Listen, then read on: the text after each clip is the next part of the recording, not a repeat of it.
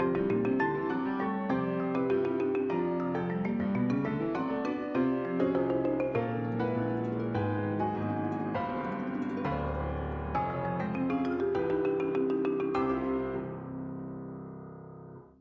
¿qué tal? Bienvenidos a este episodio de Lo que es, en el que vamos a estar respondiendo una pregunta que nos llegó hace poco, o no hace tan poco, en realidad íbamos por ahí del episodio 4 cuando nos la hicieron llegar. Con esto quiero recordarles que tal vez nos tardemos un poquito en visitar las preguntas, comentarios que nos hagan, pero seguramente las estaremos tratando aquí en el programa. Y la pregunta que llegaba en realidad es bastante difícil o tal vez imposible de responder. La pregunta es, ¿cuál es el mejor director de orquesta que hay en el mundo? Y aunque no podemos decir una respuesta concreta y esto es de tal o cual manera, vamos a aprovecharla para explorar algunas cosas. Hace ya algún tiempo el gran compositor Béla Bartók mencionaba una frase que es muy conocida sobre todo entre los músicos: las competencias son para los caballos, no para los artistas. Él se refería al circuito de competencias, de concursos que había para los pianistas. Sin embargo, esta es una costumbre que se ha ido traspasando al comportamiento mismo de los artistas. Siempre hay una competitividad e incluso a cómo el público percibe el quehacer artístico. Entonces es muy importante el poder recordar lo que decía Béla Bartók y aplicarlo a que en realidad no atañe a la actividad de los artistas este tipo de competitividad. Algo de lo más notable que puede haber es precisamente que hay personalidades, que hay propuestas, que hay intenciones y que hay posibilidades distintas entre los artistas, y es lo que nos da una gran riqueza. Sin embargo, yo sé que al hacer llegar esta pregunta, algo de lo que se buscaba es que mencionara algunos nombres. Así que voy a mencionar algunos de los directores que a mí me gusta escuchar, que su forma de hacer arte me habla directamente, y tomando en cuenta que no los estoy listando de ninguna manera como los mejores. Particularmente los últimos años escucho mucho las grabaciones de Paavo Järvi, este director. Me gusta mucho su propuesta en cuanto a la vitalidad que imprime. Hay obviamente mucho conocimiento detrás de lo que hace, pero esto no deja que jamás ensucie el trabajo y parezca algo prefabricado. Siempre hay hasta una especie de humor en cómo trabaja con la orquesta, que se agradece mucho en las grabaciones que se pueden escuchar de él. En otro espectro me gusta mucho el trabajo de Esa-Pekka Salonen.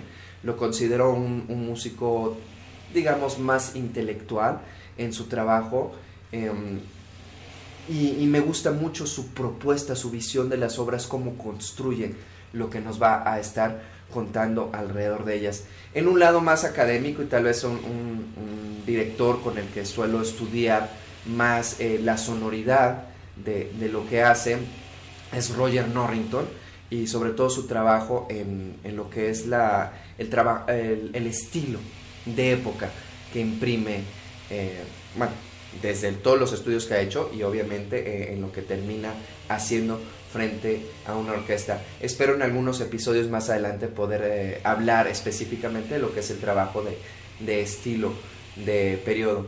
En este caso también me gusta muchísimo el trabajo de Jordi Savall, aunque generalmente esperamos ver a un director como alguien que mueve las manos o la batuta frente a la orquesta. Este es un director que suele trabajar dentro del ensamble, pero también hace un trabajo riquísimo. De las leyendas de la música, tal vez mi favorito para escuchar sea Carlos Kleiber. Y en este caso quiero puntualizar algunas cosas porque es parte de lo que hablaba, de que algo que hace a los artistas es precisamente que son humanos y que tienen una propuesta con virtudes y con defectos. Las grabaciones de Carlos Kleiber me parecen exquisitas, deliciosas. Es un verdadero placer escucharlo, simple y sencillamente genial.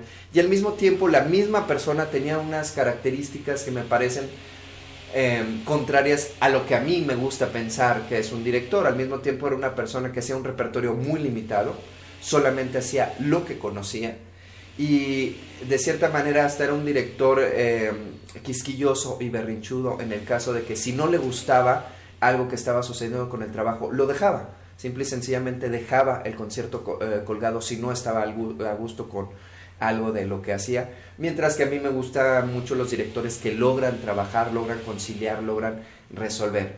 Y aún así, con esta paradoja, cada vez que escucho una grabación de Carlos Kleiber, simple y sencillamente estoy encantado.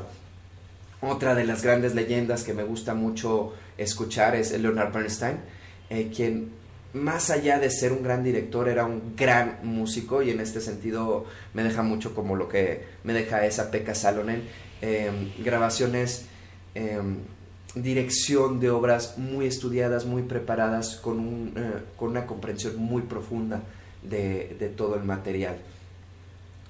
Ya que estamos hablando de las leyendas, también me quiero ir al aspecto tal vez más problemático, y que tiene que ver con el punto de partida de este episodio.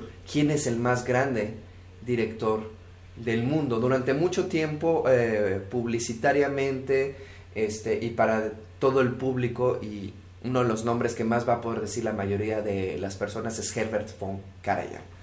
Un hombre que se vuelve tan grande que incluso llega a ser problemático. Con esto jamás se va a decir que Karajan no fuera un gran músico, pero quiero hablar de un aspecto de volver ciertos nombres legendarios que empieza a ser nocivo para el desarrollo de la música.